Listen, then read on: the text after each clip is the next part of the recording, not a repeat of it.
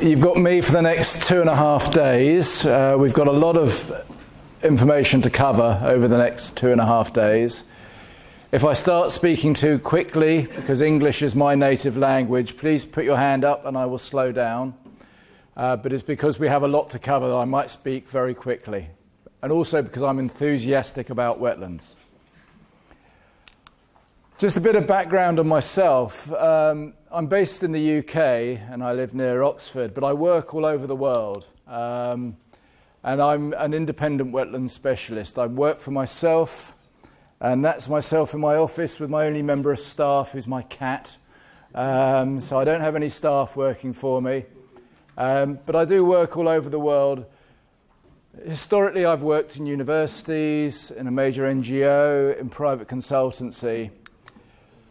And as Norman said, I've been heavily involved in the Ramsar Convention for about 10 years now, serving on the Scientific and Technical Review Panel, where I've led the work on urban wetlands, co-led work on wetland restoration, and also wetland ecosystem services. And I still serve now. I've been the representative of UN Habitat for the last triennium. And one of the things that really motivates me, and really goes back over 25 years of working in wetlands, is whichever metric you use, however you monitor the state of wetlands across the world, wetlands are degrading and being lost now, probably at faster rates than they've ever been lost. So despite of over 40 years, of coming up to 50 years of Ramsar Convention, wetlands are still being lost. And I think one of the reasons is we've targeted the wrong argument. We have assumed, all of us that are passionate about biodiversity, that everyone is passionate about biodiversity. We think when we see some rare and endangered species or animals, we think everyone cares about them. The reality is most people don't. Most people care about money. They care about their family being comfortable, being healthy, maybe children getting good education. And what we failed to sell is the value of wetlands. And we need to get better at telling people, decision makers, local communities, politicians, whoever they are, about the values of wetlands. And if we assume that everyone loves wetlands because of their ducks and their birds and their snakes and their snails, we will lose, we have lost that argument. So we need to start talking much more about the value of wetlands to human society. And if you degrade wetlands, lose those values, then human well-being also suffers. So it means looking at the multiple values of wetlands. And this is the thing that motivates me in most of my work. As I said, I work all over the world. I work extensively in Asia. I'm currently working on projects in a couple of countries in Asia at the moment, but I travel right across the world working on wetlands. What I want to try and get us through over the next 2.5 days is an introductory session this afternoon about the multiple values of wetlands, trying to understand the different values of wetlands. What do we mean by value? How do we identify value? How do we identify the benefits that wetlands provide society? And then introduce an approach to the rapid assessment of wetlands, which myself and a colleague have been working on for a number of years, along with colleagues from the SDRP. And then tomorrow we'll go out into the field, all of us together. Hopefully the sun will be shining and it won't be raining. And we'll use this assessment tool. It's a very rapid approach for assessing the wetland ecosystem services. And hopefully we'll go to a couple of sites, maybe more than 2 different types of wetland, depending on how the day goes. And then on Friday, we'll come back into the classroom and we'll review the field session. I will talk a little bit more about some examples where this approach, this rapid assessment approach for looking at ecosystem services has been applied. And then we'll have more of a general discussion about what you could do with it, how you could use it. Does it work for you? Could it be improved? Were there things that weren't as obvious as others? Are there other elements of the approach which could be improved? So to kick off, what I really want to start talking about is introducing the idea of multiple values. This is a photo I took a few years ago. I was doing work in West Africa.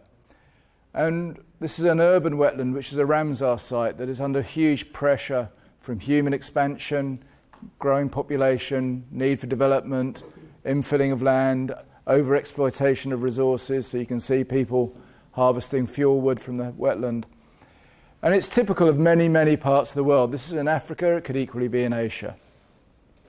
But all the time there are a whole load of values that these sites provide us all over the world. And from a Ramsar perspective, there are some real key drivers which almost put obligations on parties, contracting parties, and site managers and decision makers to manage wetlands for their values. So there are resolutions. Resolution 11.8 updated the Ramsar Information Sheet, which we've talked about earlier on today. And now there's explicit entries you have to make about ecosystem services. You have to explicitly list those ecosystem services. In Resolution 12.2, the strategic plan, which Ramsar is implementing to 2024, says that we need to identify wetland ecosystem services, the functions and services that they provide. And these are embedded in some of the targets of the convention. Now, it's great to say we've got to recognise these. If we don't have the tools and the mechanisms to do that, how are we going to do it? We need ways to actually identify and record and report on these ecosystem services. And likewise, Resolution 12.5, identified under the SDRP work plan for this current triennium, which is due to end when the COP meets in Dubai in October, we needed to develop methodologies for both the economic and non-economic valuation of goods and services from wetlands. And so the approach myself and colleagues have been looking at is a non-economic approach, and I'll come back to explain why later on. The approach that we've been developing for the rapid assessment of wetland ecosystem services is also going to be submitted to COP as a resolution, sponsored through the Ministry of Environment in the Republic of Korea. And this has already been drafted, it's gone to Standing Committee. We've had very good positive feedback from Standing Committee and some good comments and improvements on the resolution. And so there's strong support for this approach, and hopefully this will get adopted at COP13 in Dubai. So the approach that we're looking at over the next day and a half, 2 days, is going to be something which hopefully will become much more widely used, much in the same way as you've just heard about RMET. It will be another one of those tools or those approaches which are in the suite of approaches that Ramsar has for site managers and other wetland managers to use to understand and monitor and evaluate their wetlands better. So when we look at a wetland, it doesn't matter who we are, we'll all see different things. If you're a bird watcher and you look at a wetland, well, you might be wanting to see rare and threatened birds. If you're a farmer, you might see it as somewhere where you can grow food. If you're an artist, you might see it as a beautiful, aesthetically pleasing landscape. If you're a fisherman, it might be somewhere where you can catch a fish and sell it in the market. If you're an engineer, it might be something you can fill in to build huge buildings on. If you're an insurance person, you might see it as somewhere where it helps to reduce flooding, and so you can reduce your flood premiums. And if you're a wetland manager, you might see it as doing all of those. And one of the things we really quite often fail to realise is, depending on who you are, you will value different things. We will not all get the same values out of a wetland. We all have very different value systems. And this is why I think the biodiversity argument has failed, because that is a value system that only really affects a small minority of the population. We need to think about these different perspectives. So we need to appreciate this fact that different people see different things, and different people therefore value different things. And fundamentally, most of society doesn't actually recognise or understand the values of wetlands. And that's our challenge as wetland managers, to communicate that. So I want to consider some different perspectives, different viewpoints on wetlands. So a farmer who wants to manage a wetland as a farmland, they want to have intensive rice paddy, maximise their production, get as much rice out of the ground, sell as much food, because they're worried about make an income. They're also worried about food security. An engineer might be told, well, we've got a growing population, we need to build infrastructure. We need to drain that wetland, we need to fill that wetland in. That wetland is no longer of value as a wetland, we want to turn it into something else. Or we have a wetland manager that just wants to love the world and make everything really happy.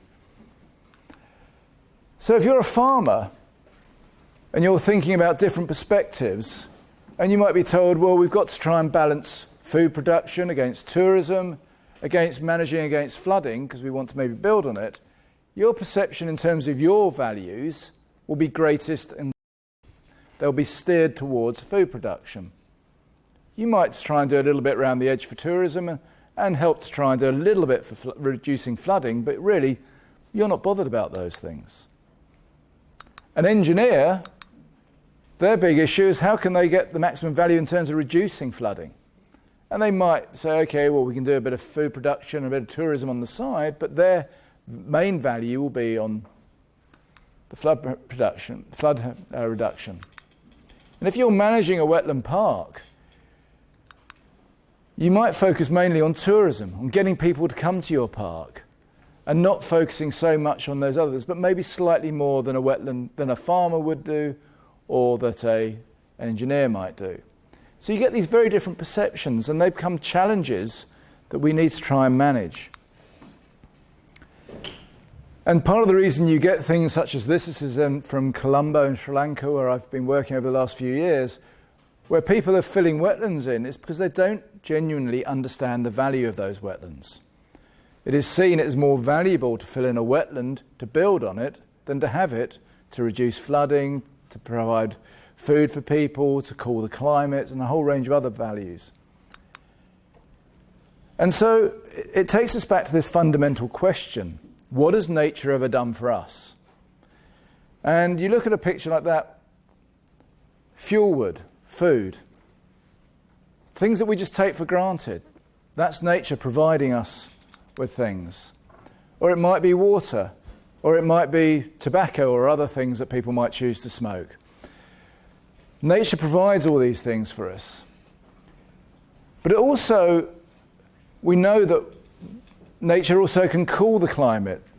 Picture of people sheltering the shade. How many of us on a hot day have sought shelter under the shade where we know it's a little bit cooler?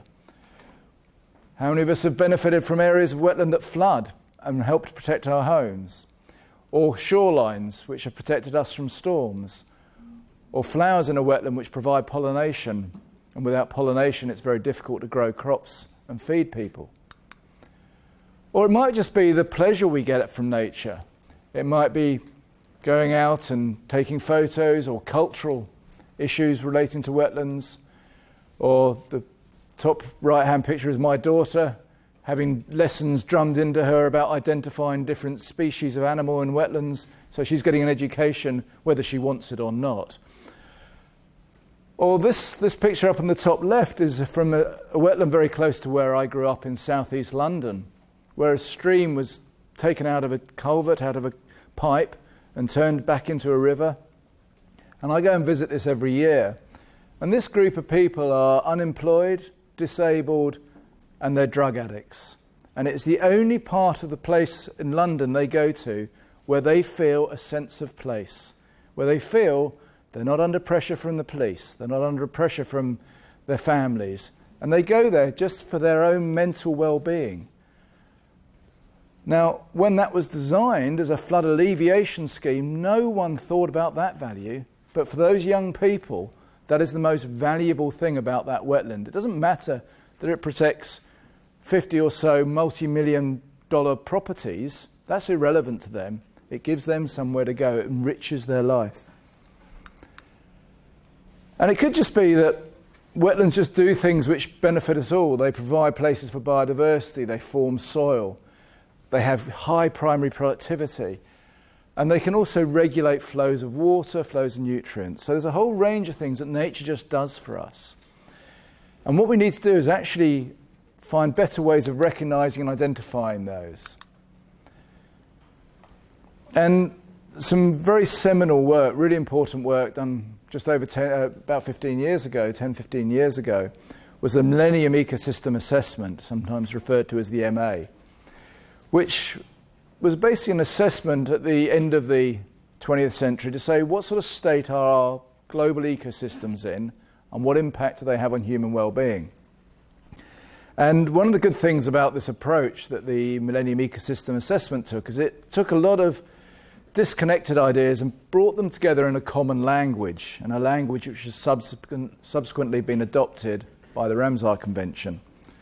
And it came up with this fourfold classification of provisioning services. These are services that nature provides, where nature provides us with stuff that we can hold in our hand, which might be water, it might be food, it might be fuel wood, it might be materials for building, it might be medicines which we can harvest. But it also regulates, and it basically maintains conditions which are good for human life. So it might regulate against pests and disease, against storms, against flood, against drought, against climate extremes. And then fourthly, there's cultural services which really enrich the human condition, which might be educational, spiritual, inspirational, recreational. And then what the Millennium Ecosystem Assessment also said is there's a whole range of supporting services, such as the soil formation, the cycling of nutrients, cycling of water, and all the multitude of life that exists. And if you think about that as an iceberg, and I know we don't get many icebergs in this part of Asia, but basically what it's saying is the supporting services are the iceberg. The tip of the iceberg, as we all know, is only the little bit at the top, the little bit that sunk the Titanic. The rest of it is under the water. And the services that we benefit from most obviously, the regulating, the provisioning and the cultural, are really the tip of the iceberg. And if we don't understand these supporting services, the services that maintain the ecosystem, providing this flow of benefits, then we will lose those benefits. And so this is really important to understand how the supporting services maintain the other benefits. And so the Millennium Ecosystem Assessment came up with this fourfold classification, and anyone who's filled in a Ramsar Information Sheet, we're very familiar with these categorizations. And so this is now adopted language by the Ramsar Convention. And then underneath those services, there's a whole range of them, and there are many, many different lists that exist. This is based on the one from the Millennium Ecosystem Assessment, as a lot of the Ramsar work is. But in different parts of the world, very much like the introduction to MET, there are different people fighting for their list to be the list. Well, there's never going to be one list.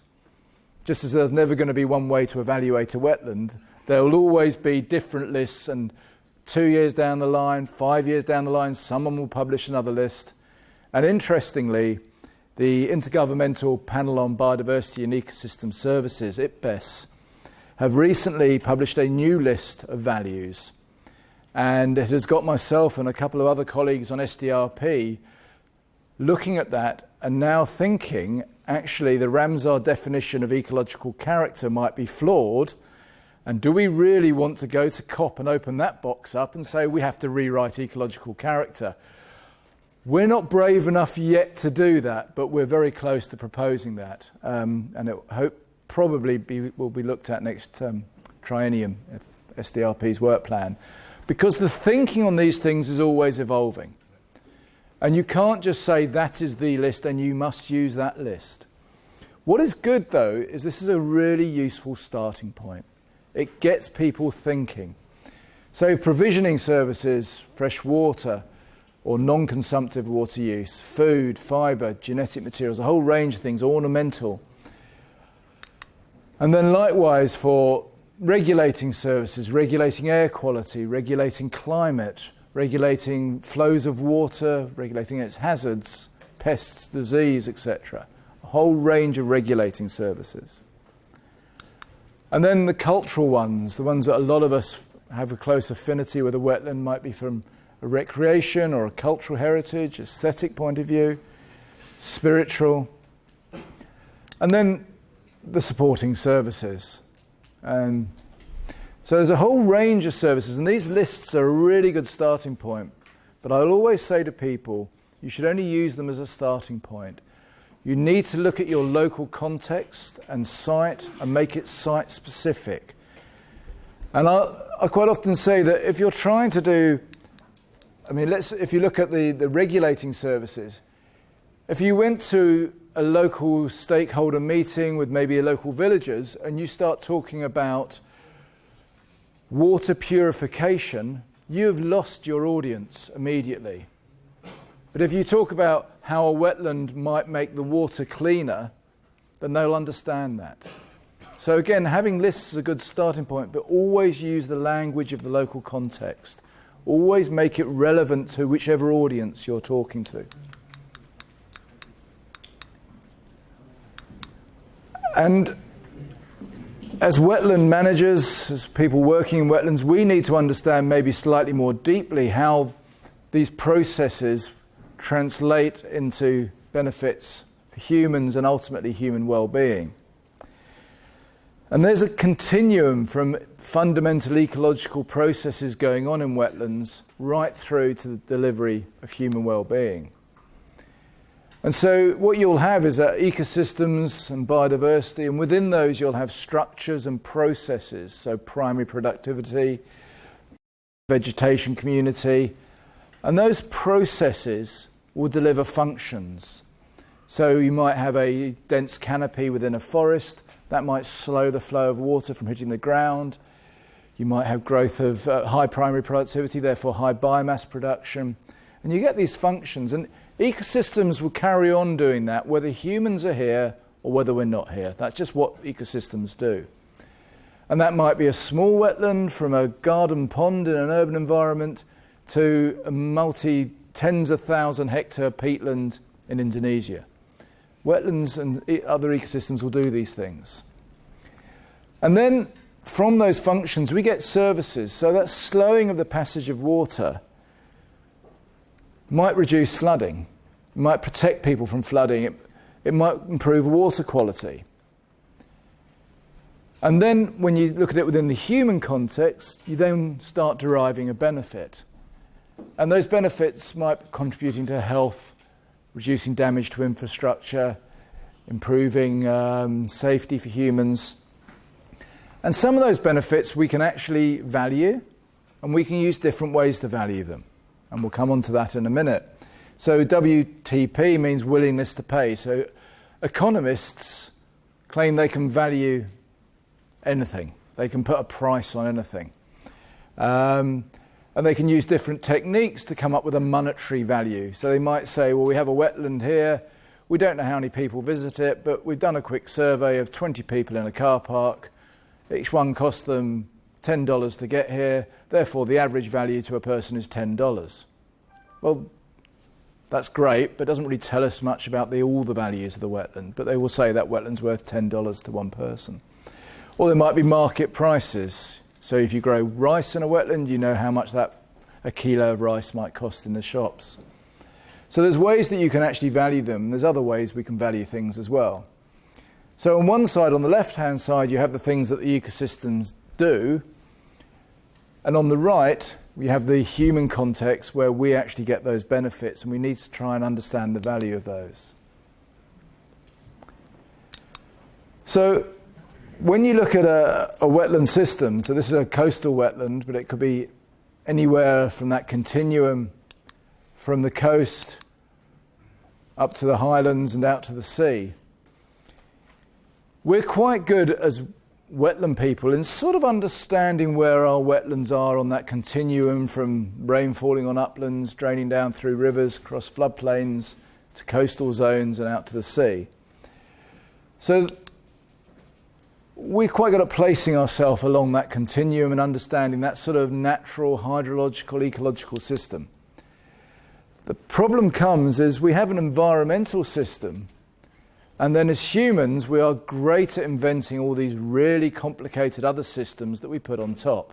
Political systems, social systems, financial systems. And these change, we all know that. We know that political systems change rapidly, space of a few months, a few years. Financial systems can change.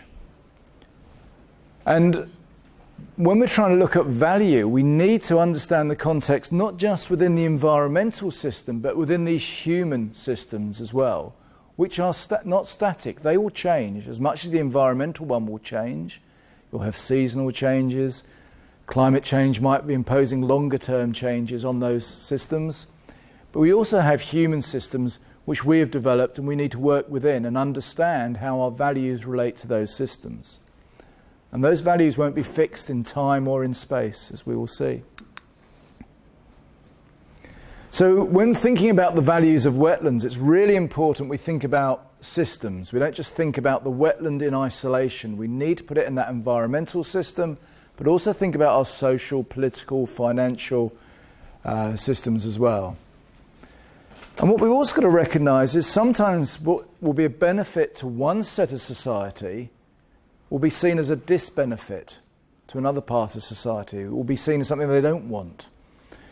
So there are many cases around the world historically where wetlands were drained because they were seen as areas where you got disease and pests.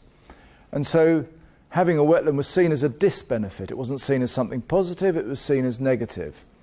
And the people living around the wetland felt like they were victims rather than beneficiaries. And so it's really important to think about wetlands in the wider societal context and realise there are multiple stakeholders. And there might be multiple people that benefit from the wetland, but equally there might be many people that see themselves as a victim and don't like the wetland. And we need to understand that.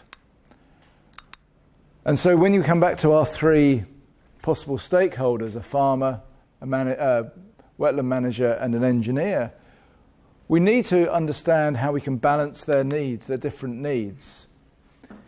And understanding the benefits or the ecosystem services is one way we can do that. And if we just chose 6 hypothetical ecosystem services, then it doesn't matter actually what they are, and you consider these 3 different people, you could come up with some sort of relative scale. So for the farmer, there might be one ecosystem service, one benefit they really want to get.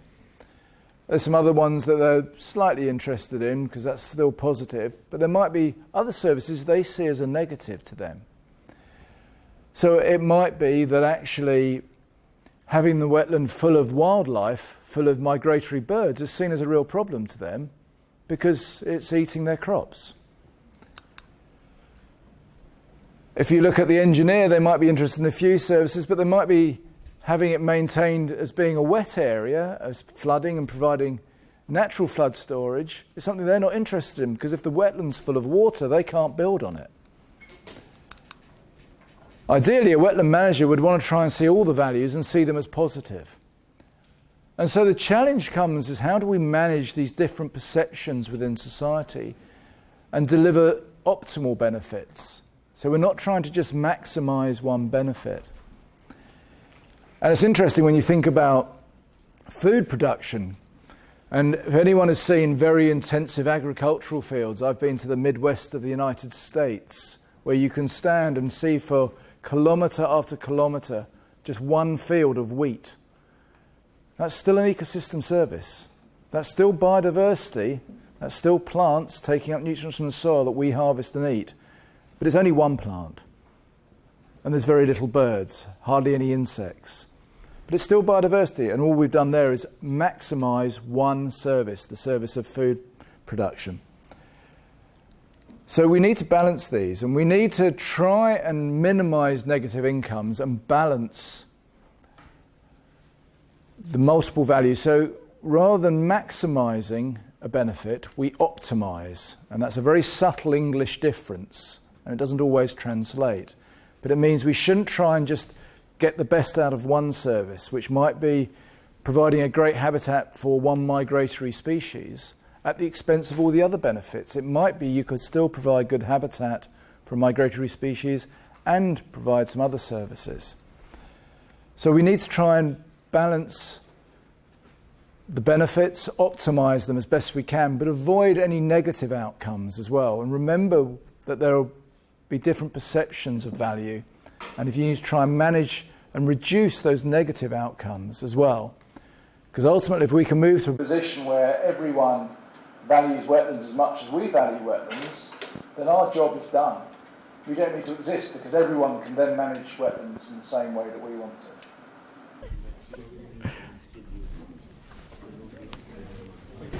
I just want to carry on the same vein for a short while.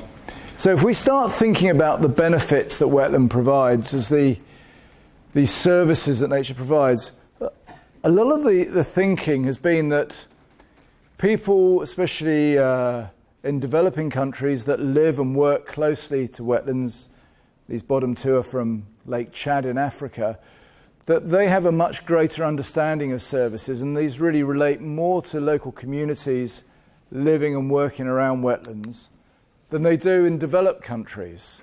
Well, the reality is that's wrong. Whether it's a developed country or a developing country, whether you've got high economic growth or low economic growth, wetlands are still equally important. They play the same sort of roles in terms of the benefits they provide society. And quite often we make distinctions between urban wetlands and rural wetlands, or coastal wetlands and inland wetlands.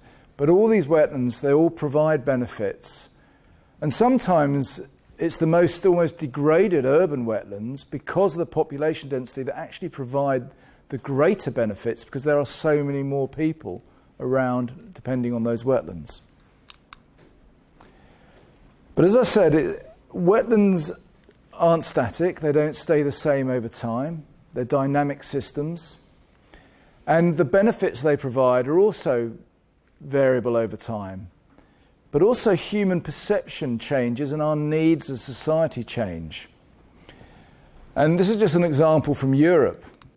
If you go back to around the time of the Romans, around 2,000 years ago, a lot of coastal wetlands around Europe, around the Mediterranean in particular, were converted from being tidal mudflats or salt marsh into areas where salt could be produced.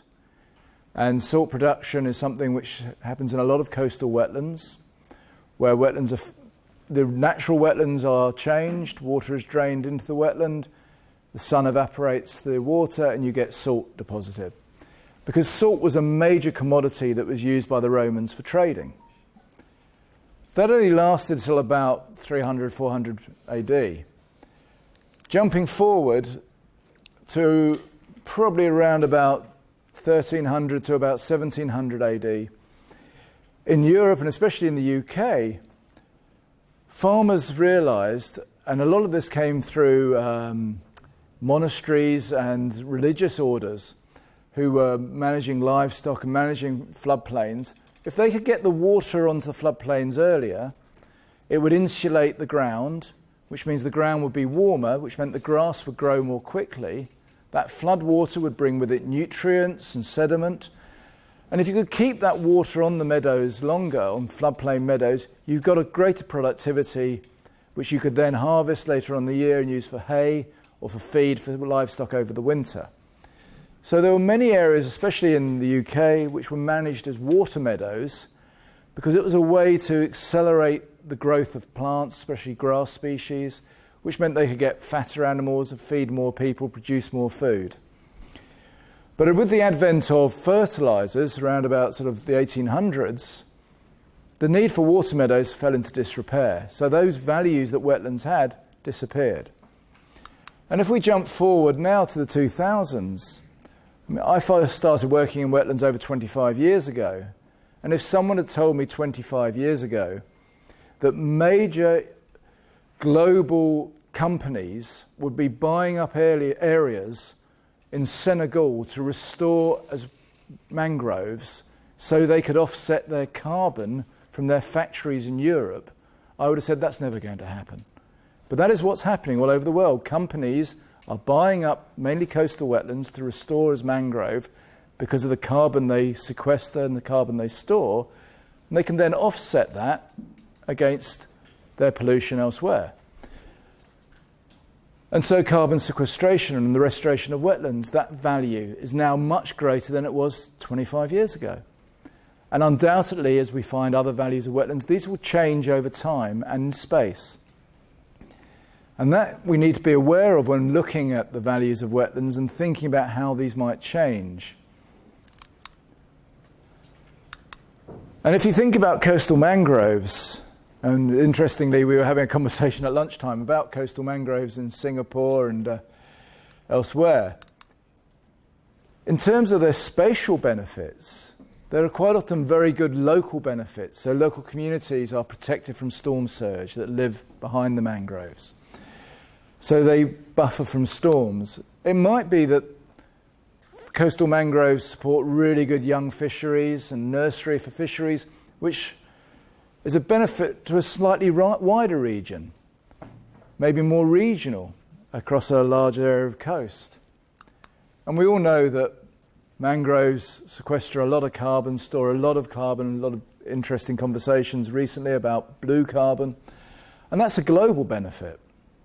So I find it quite interesting sometimes if I'm working on a wetland restoration job in the north of Europe, where we're trying to maybe restore peatlands to lock carbon up, that one of the peoples that benefit are coastal communities in the Maldives or in the Pacific Islands, because we're slowing down the rate of sea level rise as we're storing carbon and mitigating against greenhouse gas emissions. So the benefits that wetlands can provide can vary over space as well. So they can vary over time as society values different things, but they also vary over space. And again, when we're thinking about wetlands, about who benefits from a wetland. It could be a local community, it could be a regional community, it could be a global community. And trying to link the benefit to the wetland and thinking about who is it that benefits is actually really important. And so when we think about value, for good or for bad, we have this common currency, and it's a thing we call money. And we think money can be the value, we can value everything in money. And when a lot of work was starting looking at wetland values, ecosystem services, one of the concerns by the NGO sector was actually saying that this is the wrong approach. There's got to be other ways we can value things. We shouldn't just be putting a price on nature. But if you talk to environmental economists, they have many different ways of valuing things. And there's three main ways we talk about value when it comes to ecosystems and wetlands. There's an exchange value. Now, we all go to the shops and we know we want to buy a pair of shoes. A pair of shoes costs whatever, $10. We give $10. We walk out with a pair of shoes. Very simple. We all understand that. So I'm walking down the road with my pair of shoes. I go past another shop. Same pair of shoes, $8. That's $2 cheaper. I could have saved that. So even with market prices and exchange value, that will vary. Yet we think having a single price is a good way to have a solution. It can work sometimes, but that price, that market price, exchange value can change. We use utility value. How much is something of use? And I always use the analogy between a diamond and water. If I've been out doing field work in a dry, arid environment, maybe working on an oasis wetland in the Middle East, and it's the end of the day and I've had no water for 6 hours, and someone comes to me with a small glass of water or the same amount of diamonds, which one do I want? I don't want the diamonds, I want that water, because that water has a much greater value to me than the diamonds, because I'm thirsty. Yet, if you had a market price, I could probably buy 1,000 times as much water with those diamonds. So there's a utility value, how much we use things and what that value means to us. And then there's the much more esoteric, much harder to understand existence value. How much would be the last Siberian tiger on the planet worth? It's almost one of those imponderables. We can't always put an answer on this. Economists will say they can. They can come up with existence values. But it's a real challenge. So there's many ways economists look at value. And when we think about value, we shouldn't just be thinking about accounting or putting a price on nature. It isn't just that. There's other ways of doing it. And I'd like to make people think it's actually we should be thinking about what nature does rather than just a monetary value. So what it does and who it does it for. And we can use different value systems. But if we're going to use different value systems, if we're not going to use money, we need to have some way of comparing value. So it could be we compare apples with apples, because it would be wrong to compare apples with motor cars. We might come up with relative values, a big value or a small value. And there was a discussion earlier on about MET, about high, medium, low. Things like that, that might be good enough. That might be useful to get a conversation going. It might be a positive or a negative value. The real challenge here, and if there's one thing you take home from the next 2.5 days, is if we don't try and put some sort of value on an ecosystem service, if we don't recognise that that service is there in the first place, in all subsequent decision making about that way, the value is zero. So unless you understand the full range of values and services that a wetland provides, the default value is zero. And so every time we don't think about these values, we are undervaluing a wetland. And we'll look at an example of this. In Western Europe, where I live and do some work, this is quite a typical approach, and this probably translates to other parts of the world. There might be an area which has a flooding problem. And so the engineers come along, because the engineers know best, because they have these lovely calculations they can do, and everyone believes the number that comes out at the end of the calculation. And they say, OK, we've got a flooding risk, so what we're going to do is we're going to build an impoundment area. We're going to store some flood water. But sadly in their office they've got these really annoying ecologists that say, whoa, hang on, don't just store water, we could be doing something for wetlands. So they say, I'll tell you what, we'll do some biodiversity as well. We'll do an impoundment and we'll get a big flood storage area, but we'll also do something for some protected species. So we'll put something in for some water birds. And we'll also do a bit of dog walking, have some recreational paths around it so people can walk their dogs, so the dogs can chase all the water birds and scare them off. And we'll also talk to some local fishermen, and we can do a bit of fishing as well. And there we go, we've got multiple values. So we've got flood risk, and then we've got all these other values. So we've now got 4 values. Isn't that brilliant? We've got 4 values from this wetland. Great. So everyone's happy. And I use the analogy of a bear's footprint. What you end up with is a bear's footprint, the big bit and the toes. And so you've got your main focus is this one big value. We're going to store flood water, we're going to protect properties and infrastructure, and on the back of that we're going to do a little bit around the edge on biodiversity and a little bit of fishing and some dog walking and recreation. But the reality is, your flood impoundment area, even when it's badly designed, is going to give you a lot more than that. And it will, if you're providing some habitat for some wading birds or shorebirds, there'll probably be flowering plants. That will give you pollination. There might even be an aesthetic value. If you're going for a walk along it, you're going to have a look across it, and you might actually like looking across water. It might be that it improves water quality as during floods it's settling out sediment, which would have otherwise got into watercourses.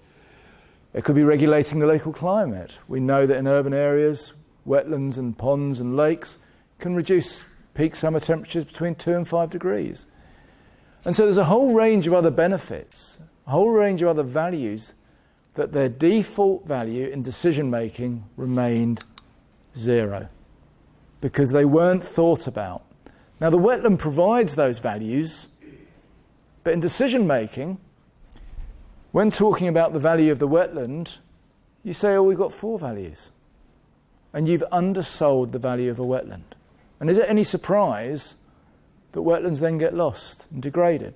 If we're not telling society that a wetland has many, many other values, which we will still realise, but they're not considered in decision making. And with very little change in design, you could still have the same flood protection and design in all these other benefits. And if you engage with local stakeholders, if you have a much more participatory approach, local communities can really benefit from a similar sort of wetland. Despite my advancing years, I still play football, and football is one of my big passions. And this is an example that I want to talk about, looking at different value systems. A couple of years ago, England were in the European Championships. They put out a team in the quarterfinals, against Iceland. Now, Iceland is a small country in the Northern Atlantic with a very small population of probably not even a large town in the UK, city in the UK. The team that took the pitch that day for England was worth on the market, at a market price of £131.5 million. The Icelandic team was £16.4 million. So on a market price, or exchange value, England is obviously far more valuable than Iceland. Far more valuable. So if you put a market price on something, or an exchange value, undoubtedly England are better than Iceland. Well, the score was England 1, Iceland 2, which means the utility value, England were of no use whatsoever. In fact, it's probably the worst game of football I've ever seen England play after watching England since the 1960s. Iceland, it was their best game ever. So from a utility value, far, far greater, they won. So their utility, their use value is much greater. When the Icelandic team subsequently got knocked out the tournament and they flew back to the capital, Reykjavik, they estimated something like 70% of the population of the island turned up to welcome them. The importance value of that is impossible to estimate. The feeling of national pride, of unity, of social cohesion that happened that day, you cannot put a value on. Yet if you use one metric, England are orders of magnitude better than Iceland. In utility, Iceland is slightly better because it was 2-1. In existence value, the flip side of that was the fact when England got back to the UK, there were people standing in the street not to celebrate, but to boo and to shout and throw things at them. And so when you use different value systems, you end up, if you use a monetary value system, you end up with very different perceptions of what value is. And that's why I sometimes argue using money as a metric can be useful in some circumstances, but in others, actually just understanding there's a value can be better. So having a single monetary outcome is something economists quite often pursue, and quite often we have decision makers saying to us, what is your wetland worth? I want to know what your wetland is worth. Well, I would say resist the urge to give them a single value in terms of a monetary value, because that will change depending on how you approach that valuation. And the question that leaves us with is, if we're not going to use money, well, what does that mean for wetlands? Well, there are many ways we can look at wetlands and wetland values. And there are a lot of broad approaches, and we'll look at one in terms of rapid approaches at understanding value. And as you move up, it costs more and more the more detailed those approaches go. So as you go to the top of the screen, the more detailed and complex an approach becomes in terms of understanding the value, the greater the effort and the greater the cost. And most of us who work in wetlands know we don't have lots of money, we don't have huge resources, and we don't have a lot of time. So actually, do we really need to focus on the rapid and broad assessment methods? And when you look in the literature, there are a lot more studies done which are broad and rapid than there are really detailed, comprehensive studies of looking at wetland value. And so what we're going to focus on now is a broad, rapid approach. This isn't meant as a substitute for all the other approaches to valuation, but it's a way that can help inform future, more maybe detailed or complicated or complex assessments of value. If you think of this as a pyramid, as a hierarchy, all the benefits that wetlands provide, they are all underpinned by biodiversity. And I think sometimes we lose sight of what we mean by biodiversity. You ask most people what biodiversity is, and they use biodiversity as a shorthand, as a term which really means threatened, endangered, or charismatic, or endemic species. Yet, when I think about biodiversity, I think about microbes that break down human waste. I think about a lot of the biodiversity that we don't even see or even think about It's not just about the iconics. It's not just about tigers and pandas. It's not just about turtles or shorebirds. It's about all of biodiversity. So when I see a football pitch, maybe with one species of grass, that's still biodiversity. But it's not very diverse. And I think we need to get better at understanding what we mean by biodiversity. And it is the full range and diversity of life. And so all of these benefits that nature provides are driven by biodiversity. And when we're trying to understand those benefits, we can start off thinking about things qualitatively. We don't need to necessarily quantify everything. And this language that I'm using, some of it is based on some very good work which goes under the name of TEEB, which is an acronym for the Economics of Ecosystems and Biodiversity. And I think when you start off with a qualitative description, you can just describe the various benefits. You could say this wetland is really good because the people come here to walk, for recreation. There's people that come here and study it for education. It's on a summer's day. When you're standing next to the wetland, it is cooler than maybe in a car park 100 metres away. People collect food from this wetland. And you can just describe it. And what you're describing there is a set of values. And sometimes that qualitative description can be enough. And the more comprehensive that qualitative description is, the more valuable that is to people. But it might be people want to quantify things. So rather than just saying people come here to walk around, so they come to this lovely wetland centre here in St. Sean, it might be we say, well, every year we have, I don't know, 100,000 people come here every year. I don't know what the number is, and they visit. So we've quantified that benefit. It could be we have a wetland that stores water and we know it reduces flooding. Well, we might say, well, actually it reduces flooding for 150 properties and 2 main roads. So we've quantified that. And that's not a very complicated exercise to go through. But it might be if you've done the qualitative assessment first, you know which ones are maybe the more important ecosystem services that you want to focus on for quantifying. And then in some circumstances, and for some audiences, you might want to monetize those. And you might want to say, well, actually, the number of people that come here to St. Sean, it's 100,000 people a year, they each pay whatever, I don't know, 5,000 wands will get through the door, or whatever it is. You can multiply that up and say this is what it's worth in terms of recreation. And there's simple ways you can do that. But it might be that actually all you need to do is look at the qualitative first. The thing is, though, if you don't think about the full range of benefits in the first place, in the qualitative assessment, and you do monetize those, all you're doing is monetizing a subset of the benefits, and you're not really demonstrating the full multiple values of the wetland. And I would say that people who sort of want a sort of socio-economic analysis, well, actually all of this is a socio-economic. It's just towards the bottom it's more on the socio, and towards the top it's more on the economic. Because at the bottom we are linking the benefit to who benefits. So we're saying we have dog walkers, we have those properties over there that get protected. So we are linking the benefit to the beneficiary, which is putting it in a social context. And the economic might come later on in terms of the monetary. So the process that I think we should be going through is very much identifying, assessing and recognising those values in the first place.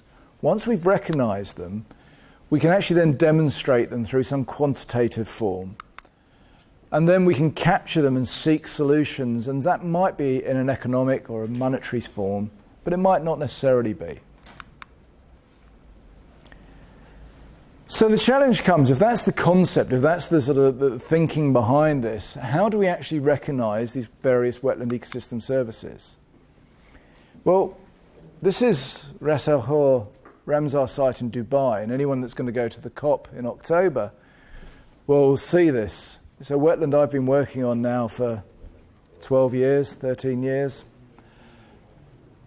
If you ever want to visit a wetland that's under the pressure from urban development, go no further than Dubai. If anyone's ever been to Dubai, It's probably the most unsustainable few square kilometres on the planet.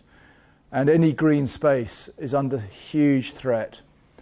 And I was there recently on a Ramsar advisory mission because in their wonderful wisdom, the people of Dubai, well, the Emir, wants to build the highest building on the planet. Now, they already have the highest building on the planet. They want to build one even higher than that.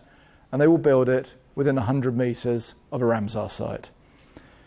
And so having discussions about bird strike, having discussions about the impact when they're going to have laser light shows and helicopters and zip wires, is very difficult.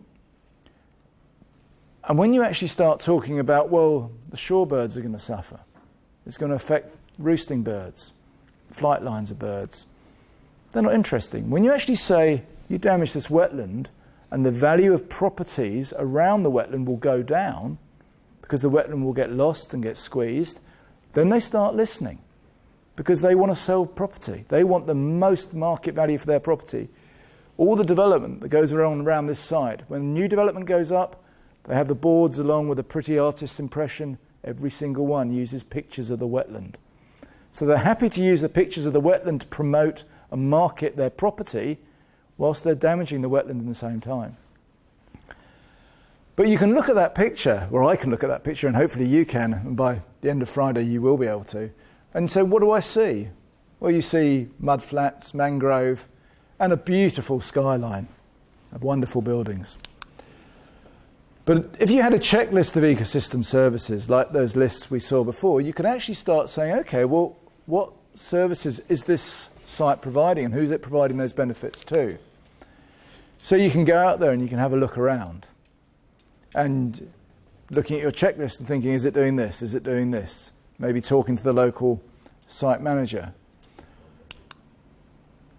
You can also not just observe the site, you can do some research, go on the internet. Nowadays it's very easy to go on something like Google Scholar and download peer-reviewed papers about a site. You can talk to stakeholders. You can talk to colleagues. I always say never underestimate the knowledge that your colleagues have about an area. There's a wider community of practice of other NGOs, of other people that are working in this area. And by working with these sort of approaches, using your own professional knowledge of an area or of wetlands, observation, research, looking at stakeholders, etc., you can start building up a really good picture of the values of a wetland. And if you have a checklist as a starting point, not an end point, but a starting point, you can start saying, okay, well, I think this site's important for this service, it's important for that service. This service is benefiting these people, this service benefits this sector of society. And you can do that relatively quickly. And so, for instance, you might end up thinking, well, okay, well, I've read a paper that says that the mangroves are cooling the local climate, that the public go and visit this and they use walkways and hides. There's some globally rare species. The mudflats are trapping sediment. There's native plants which are pollinators, a source for pollinators. The channel stores water which otherwise would have flooded out across the city. And there's some shellfish being collected, even though I probably would never eat shellfish from this site because of the levels of pollution. And all of a sudden, we've got a suite of values, of ecosystem services. And you can put that together in a 10-minute conversation, probably talking with the site manager and the people that are there working on the site. And so if you've got a checklist, and it might be a much longer list than this, but I'm only using a few as an example, you could sort of go along and you could tick all the ones that you think you've got. And you've done a qualitative assessment. It might be, for another site, you've got some that you don't think it's happening. Or maybe you've done the assessment once, you've gone back a few years later, and some of those services have changed because there's been impacts to the site. So the site has lost value. And it might be there are other services which you haven't put on that list which could also be happening. But it might be that actually in the course of your conversations with people, your own research, the analysis you've done, talking to stakeholders, you might actually be able to go a bit further than just a binary yes or no. And you might be able to say, Well, actually, some of these services, we think they've got a relatively high value, some have got a moderate value, some have got a low value. And it might be, you can fill it in like that. Much like we met earlier on in terms of our met, you might use your own understanding to come up with, well, where's the line between high and medium? Where's the line between low and medium? As long as it's relatively consistent and you understand it and you can explain that to people, that's fine. It doesn't need to be absolutes.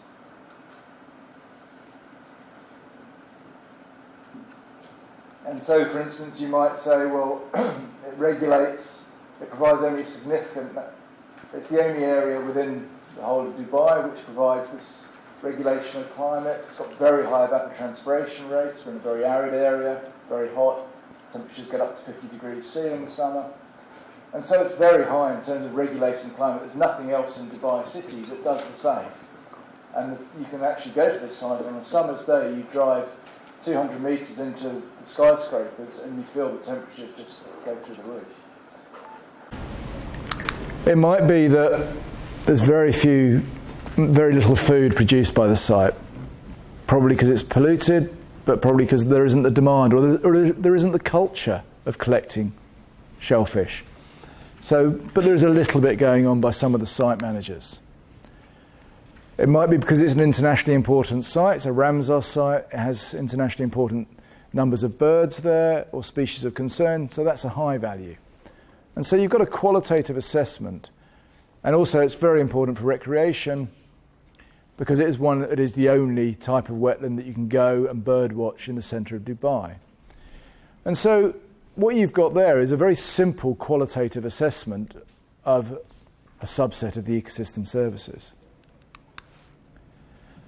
And so when you're looking at a qualitative assessment, basically the application of this is, the idea is to recognise services and recognise the values. It's general, it's rapid, and it can be used at a broad level assessment or a scoping assessment before feeding into a much more detailed exercise. And you should never underestimate the skills that you need. You've got immense skills and knowledge at your disposal in your own brains. I've run similar training elsewhere in the world, and I say part of my job isn't actually to teach you about these things. It's to give you a framework to apply the things you already know, or the things that your colleagues already know, the things that your stakeholders and your local communities already know. And it just gives you that awareness, but also that idea of thinking about systems, that you don't just look at the wetland in isolation. You need to put it in the context, the social context, the political, financial, environmental context. And the data you need is very limited, very little data. You need to be able to observe things, talk to people, know who to talk to, read published documents. But as with any rapid assessment, and I think this applies to RMET and a whole range of other things, there are limitations. And if someone did a 10-year scientific study on the site, they would probably end up with similar results, but maybe slightly different results. But a qualitative assessment isn't about a detailed investigation. It is about having something that's fit for purpose for a rapid assessment. So to wake you all up, because it's getting to that time of day when you're all falling asleep, and I need a drink because my throat is going dry, there might be a couple of people in the room that are at an advantage because they might have been to this site. But this is a Ramsar site in Myanmar that I've been working on for the last 2 or 3 years. In fact, one of the people that actually manages the site is sitting in the far corner of this room, so he's at a huge advantage. This is in Dorji. It's the largest lake in Myanmar. And there are different habitats there. There's areas of open water, there's areas of flooded grassland, floating vegetation, and there's lots of human interaction with the site. And what I'd like you to do, just sitting in pairs, because most people have got 2 people, if you're on your own, maybe swing round, and I'm going to give you 5 minutes whilst I go and get myself a drink. I want you just to think, looking at those 4 pictures, what ecosystem services, what benefits do you see? That's all I'm giving you. I said the people from Myanmar are at a huge advantage because one of them knows the site because he works there. So all I want you to do is just talk in pairs or in 2s or 3s And just a quick list of a few ecosystem services that you think, based on those photos, some benefits that that site is providing. Is that clear? Does everyone understand that? I don't want the complete list, but just the first ones you look at that and think, okay, I think that site is providing that benefit. Hundreds of thousands of pilgrims every year. So very, very important religious values for the lake. The top right one, there's a fisherman. So there's food coming from the lake. And the left corner on board, probably for the tourism, that's right. Major tourism centre. A lot of tourists come every year to visit. You have, in terms of supporting services, there's high primary productivity, cycling of water. And then provisioning fish.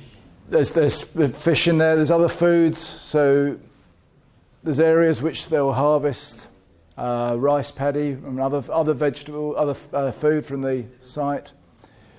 It provides habitat to internationally important bird numbers. So they get Sarus crane here. Irrigation facilities also. There could be irrigation water coming in for the rice paddy, that's right, so fresh water. Pollination, there's many. So you can start looking just with a little bit of evidence and using your own intelligence, you can start identifying services. And doing that just from 4 photographs, you can already start putting up together a list of services. Now you're doing that off the top of your heads. Some of the clever ones will have already read the next handout and will start be working down the list, which makes it easier, and that's why the checklist is useful. Yeah. In some parts of Nepal, the leaf is collected for using plates. Yes. Yeah. And in Myanmar, in some parts, the stem of the plant is used to make fibre. They pull the fibres out of it and wind it and make a rope out of it. And in some parts of China, they use the root to eat. So In Bangladesh is also the edible. they eat it, yeah. So one plant can provide many different services. So the idea of that, so it wasn't to come up with a definitive answer, but just to get you realising, I haven't really taught you anything there. You know these things already. And so my challenge for yourselves and for other wetland managers is, how do we take what's in our brains, reassemble it in a way that you can actually apply your knowledge and communicate these values? So one of the ways, so that was basically looking at a qualitative way of looking at things. What we could do is, one of the ways we can look at qualitative assessments is, rather than just saying yes or no, you could actually look at giving it some sort of relative scoring. And this was actually used in a scheme in Europe where there was a coastal wetland and the government was saying, well, we have 3 options broadly. One, we could just leave the coastal wetland, which was behind a flood bank. We could leave it alone, and if the flood bank eventually disappears, which it will do because in time it will erode, that coastal wetland will get completely reflooded. Or we could try and manage that wetland in a way where we control the flooding. We break down that coastal embankment, we allow it to flood, and we manage it for conservation. Or we infill it and we reclaim that wetland as a bit of dry land for coastal development, for building. And so by looking at the different scenarios for a coastal wetland, do nothing, so leaving it and just seeing what would happen in time if the flood bank eventually failed, you could say for certain services there was a positive benefit, such as shellfish and pelagic fish. Other services, no real benefit or disbenefit. For storm hazard, because we were going to allow that flood defence to slowly break down, that flood embankment, there's a negative if you did nothing. But if you took a conservation approach and actually said, okay, we're going to control the flooding of that, and we're going to manage effectively the re-flooding of a coastal wetland, you end up with a significant positive benefit of certain services and very few or no negatives. If you infilled it, so maybe taking the engineer's approach, you can see you get a lot of negatives, but actually you get a couple of positives that actually if you infill that and embank it, you reduce the flooding and erosion. And so by using a simple scoring mechanism of 1+ or 2+, you can start looking at comparing schemes in terms of understanding impacts or changes. And that's still a qualitative assessment, but it gives you the ability to compare across. And by using this approach, visually, what you can do is just if you colour code things. So if you say something is very good, it's very positive, give it a bright green, like a traffic light. If it's really bad, you give it a red. And sometimes just using these sort of colour schemes, and you show that to a decision maker, and the decision maker goes, well, I like the one in the middle because it's all green. Green's good. Oh, I don't like the red one because red's bad. If you're using a traffic light system. And just you can communicate that as a qualitative assessment quite effectively with stakeholders by just really doing a qualitative assessment. Right, your next exercise. I told you I'm not going to do any work this afternoon. We will have a coffee break shortly. This is actually the largest coastal wetland restoration project in Europe. And it's on the coast of England, the west coast of England. And it's called the Sturt Peninsula. And it's on the edge of a Ramsar site. And it was actually compensation for loss of part of a Ramsar site. There's a major city of Bristol, which is on the west coast of England. They wanted to expand their port, and by doing so, they were going to use up and eat into a little bit of a Ramsar site. So following the Ramsar approach of avoid, mitigate, or compensate, they couldn't avoid, because that was the only place the port extension could go. They could mitigate by the design as much as possible, but there was still going to be a loss of Ramsar site. And so they decided to compensate by creating new areas of tidal mudflat and salt marsh. And so they took an area of agricultural land which was behind a flood embankment, which would become fresh water for the last 30, 40 years, and broke down the flood banks and allowed it to reflood. And just to let you know what it looks like from above, that's what it looks like. The top right-hand corner is where they put the break through the embankment, and all this area now floods, and they built a drainage network, and you can see the water coming into these two large lakes at the bottom, and the flood embankment was sort of realigned along the far side. So what I'd like you to do, and I think what we'll do is we'll split into sort of groups. So maybe if every pair of table, if the front two people turn around and face the next people, the next two people turn around and face. So you're working in groups of maybe 4 or 5, or if you're on your own, go and join someone else. But you'll have you've got a series of handouts. If you can find the one that looks vaguely like this, which should have handout 1 written at the top left-hand corner, what I'd like you to do in your groups, and all I'm giving you to look at, is that picture and that picture. So again, I'm not giving you a lot of evidence, but again, I want you to, using those 4 categories on that list, to actually say,